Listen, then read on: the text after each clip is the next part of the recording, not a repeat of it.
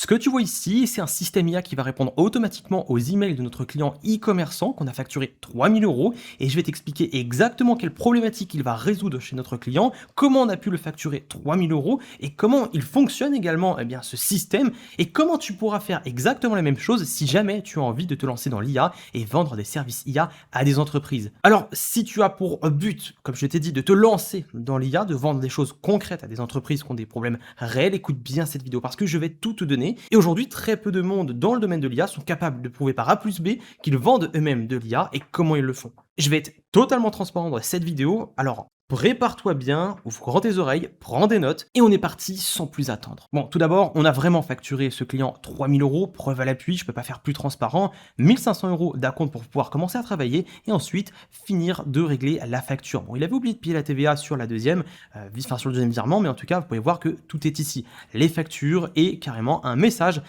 d'Alexandre qui est ravi de son agent. Et le système qu'on a facturé, attention, j'ai tout rendu anonyme dans cette vidéo, que ce soit la niche de la personne ou autre. Donc en tout cas quand même, sachez qu'on est sur Alexandre, un e-commerçant qui est dans une niche passion, je ne vais pas révéler la niche évidemment, et qu'il est placé à la deuxième position au Google quand on recherche le mot clé principal de sa niche. Donc évidemment, il a un site e-commerce et donc il a beaucoup de clients. Qui dit beaucoup de clients dit, pas par manque de qualité de ses produits, mais tout simplement par fonctionnement normal d'un e-commerce, il a un problème. Il reçoit beaucoup d'emails, des emails de SAV, où en est ma commande, etc.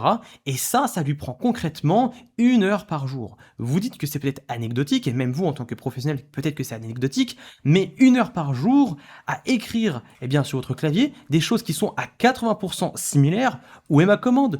Puis-je changer le produit? Je n'ai pas reçu le colis. La taille ne correspond pas. Je me suis trompé d'adresse. Bref, à chaque fois, c'est la même chanson.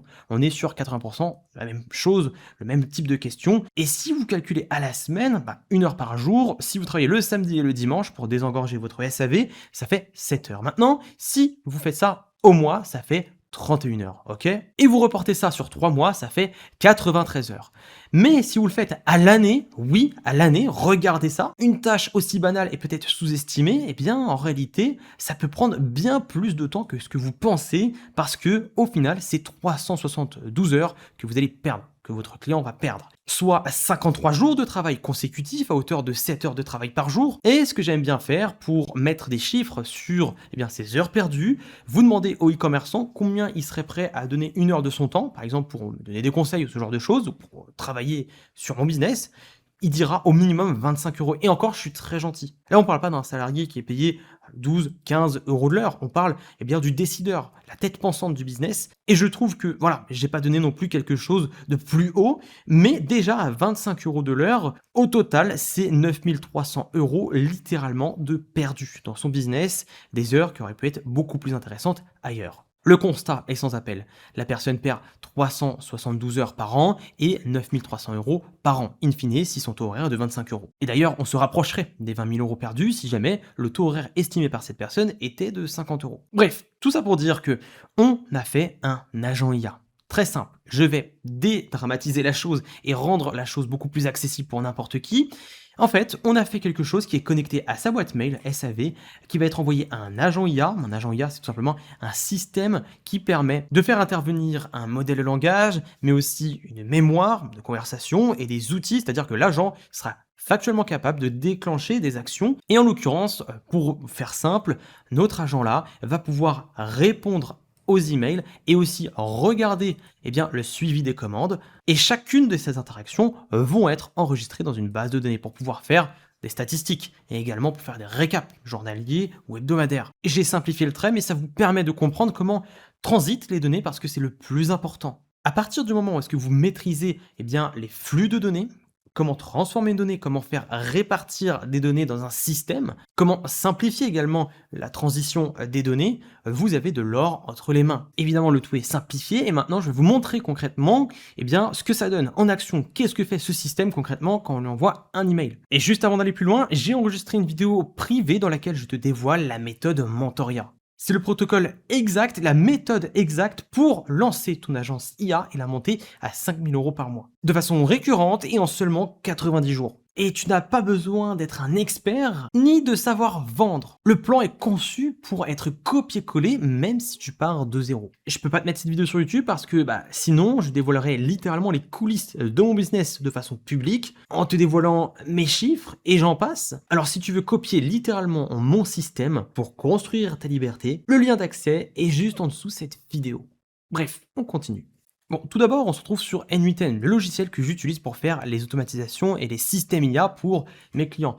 On peut voir qu'ici, on a tout simplement un tri qui est appliqué sur tous les emails reçus. Là, on reçoit un email, d'accord. Ensuite, on va voir si c'est dans le SAV ou pas, parce que la particularité de notre client, c'est qu'il utilisait la même boîte mail pour plusieurs choses. Donc d'abord, on détecte si c'est un mail de SAV ou non, grâce à ce petit module. Donc directement ici, on aura la réponse à notre question de « Ok, est-ce que c'est du SAV ou non ?»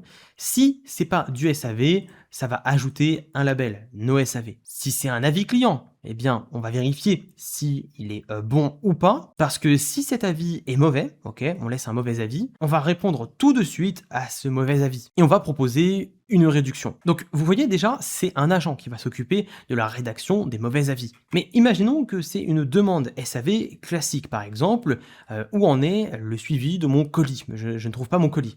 Eh bien ici, pour le moment, on va marquer que le message a été lu et l'envoyer directement dans Message et Model. Là, on est sur un agent IA, pour simplifier, d'OpenAI. Et cet agent va avoir plusieurs outils à sa disposition. Bon, tout d'abord, il va recevoir l'objet du mail SAV, mais aussi le message du mail, et ensuite l'expéditeur du mail. Il aura toutes les informations pour y répondre. Et s'il manque des informations, il pourra utiliser getMessage pour récupérer toute la conversation qu'on a eue avec lui. Et ensuite, il peut soit répondre en brouillon, donc pré-répondre à l'email, ou soit directement répondre à l'email, envoyer la réponse, s'il est sûr de lui. Mais s'il n'est pas sûr de lui, il pourra aussi contacter un humain, s'il y a une grosse insatisfaction détectée, ou encore le fait qu'il manque des informations. Il a aussi accès tout simplement aux commandes Shopify. Pour simplifier ici, j'ai mis un Google Sheets, mais on va vraiment chercher sur Shopify normalement. Et cet agent, il a tout simplement des instructions en fait. On lui dit d'agir précisément comme ça ou comme ça. En bas, vous pouvez voir un module pour récapituler ce qui s'est passé de façon hebdomadaire ou de façon quotidienne. Ici, tous les jours à 11 heures, mon client va recevoir tout simplement une notification email qui va lui récap tout ce qui s'est passé puisqu'on va rechercher sur la base de données toutes les interactions qu'il y a eu. Pourquoi? Parce que chaque réponse sera archivée sur Supabase, une base de données qu'on a créée, un tableau, un simple tableau où est-ce qu'on va avoir le message, la réponse de l'IA, mais aussi la date et également tout simplement le thread ID, l'identifiant unique de la conversation Gmail et le mail de la personne. Donc déjà, ficelé comme ça, on a pas mal de choses intéressantes. Ensuite, il va falloir vous dire que le client va pouvoir personnaliser comme bon lui semble son système. S'il veut que l'IA ne réponde pas dans un premier temps, mais simplement fasse des brouillons pour corriger avant de mettre la réponse automatique, c'est quelque chose qu'on peut faire. Et d'ailleurs, c'est ce qu'on a fait. C'est pour ça qu'il m'a envoyé ce message. Il m'a dit, mon agent commence à être vraiment bien formé parce que là, on allait le passer tout simplement en mode réponse. Et il m'a dit tout simplement que ça tournait bien. D'ailleurs, on en est très content quand nos clients, on leur fait vraiment gagner du temps et qu'on sait concrètement qu'on est utile pour eux, ça fait toujours plaisir. Et voilà, après l'avoir rendu anonyme, ce prompt, regardez un petit peu. Là, on l'a mis dans la peau d'un assistant SAV pour Sportify Home, une boutique e-commerce spécialisée dans les accessoires de sport à la maison, ok? Avec tout simplement les connaissances d'entreprise, le contexte, même si on en a ajouté, on a ajouté des documents et l'agent est entraîné pour savoir pour qui il travaille, tout simplement, les horaires d'ouverture, etc. Les conditions générales de vente et j'en passe. Demande de SAV fréquent, ça c'est quelque chose qu'on a fait avec notre client, suivi de colis en retard, produits endommagés, demande de retour, produit incorrect ou manquant, conseil pré-achat, et ça c'est souvent ce qui se passe, et d'ailleurs mon client est informé quand quelqu'un a une intention d'achat par email, pour que tout de suite il puisse y répondre de façon très pertinente tout de suite, même pourquoi pas l'appeler pour pouvoir le conseiller, et comme ça il sait qu'il a une vente. Et ensuite, on a le rôle. Tu es chargé de identifier la catégorie du message, etc. et transmettre une réponse HTML. Et on a même mis ici une petite signature HTML. Vous allez voir, c'est magnifique. Bon, j'ai tout gribouillé, mais ça, c'est exactement ce qu'on a construit ensemble, avec mon client pendant 1 heure et demie. On a cartographié toutes les problématiques qu'il pouvait avoir. Ça, c'est ce qu'on a mis en place avant de construire le système. Et comme vous pouvez le voir, en cartographiant bien tous les problèmes qu'on peut avoir, on va pouvoir ensuite faire quelque chose d'ultra personnalisé qui va répondre exactement comme notre client aurait répondu. Et c'est comme ça qu'on fait pour faire des bons systèmes qui vont être appréciés par nos clients et qui vont réellement résoudre des choses. Donc en l'occurrence, on a noté qu'ici, oui, tout démarre sur Gmail. Ensuite, on va voir avec des mots-clés comment on détecte le SAV. Et ensuite, si c'est pas du SAV, on le met de côté. Mais si c'est du SAV, c'est probablement l'un de ces 8 problèmes.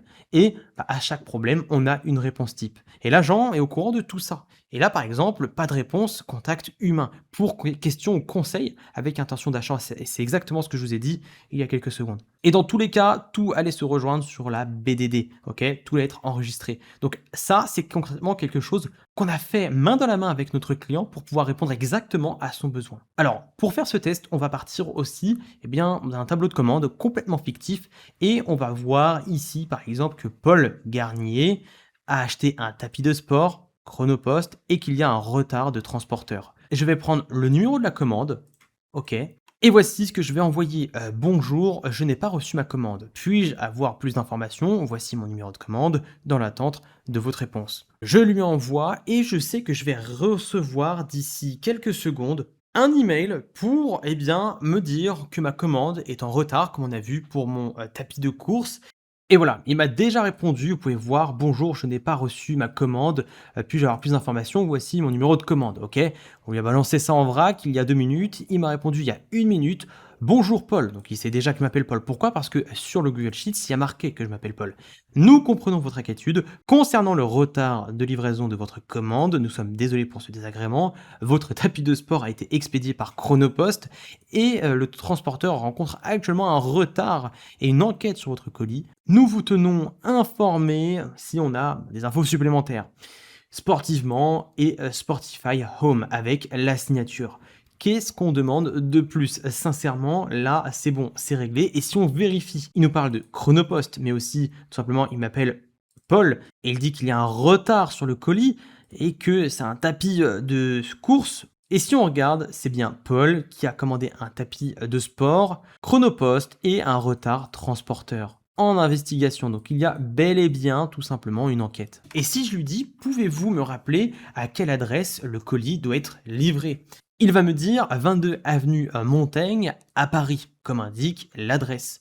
On attend un petit peu et ça devrait pas tarder à arriver. Il est très réactif et évidemment, il a toutes les infos pour pouvoir me répondre efficacement. Voilà, je clique sur afficher. Bonjour Paul, merci pour ton message. OK, 22 avenue Montaigne à Paris. C'est exactement ce que je vous avais dit.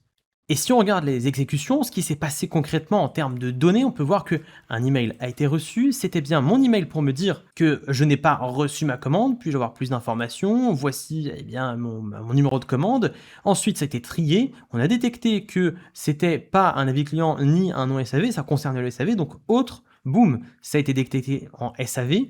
Le mail a été marqué comme lu et ensuite, c'est l'agent ici qui s'occupait tout d'abord d'aller regarder dans le tableau Excel les données pour ensuite répondre directement ici. Alors, j'ai mis brouillon, sauf que la spécificité, c'est que dans brouillon, j'ai mis répondre. Comme ça, on l'embête pas. Il a comme consigne de faire un brouillon, mais on le reçoit quand même. Il n'y a aucun souci avec ça. C'est totalement normal.